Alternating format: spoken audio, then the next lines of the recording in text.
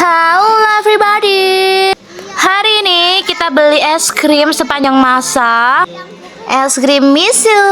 Apa sih sebutnya? Misu. Apa? Mise? Alah. Sebenarnya nggak ada niatan buat beli es krim. Karena hari ini kita nganterin Kakong sama Uti ada acara di deket sini. Jadinya kita nunggunya mampir di Mise ini. Ada kalau 2 bulan sudah nggak pernah ke Mise lagi karena memang posisinya Mbak Una sama adik lagi selesai batuk pilek. 1 bulan lebih Mbak dan adik itu sakit batuk pilek. Aku sendiri juga bingung ini apa ada yang salah, apa imun anak-anak yang lagi menurun atau cuacanya yang lagi nggak baik. Jadi sekarang makannya dihati-hati, minumnya dihati-hati supaya nggak sakit lagi karena mereka sudah bolak-balik dari rumah sakit. Segitu dulu video kali ini. See you next video. Bye bye.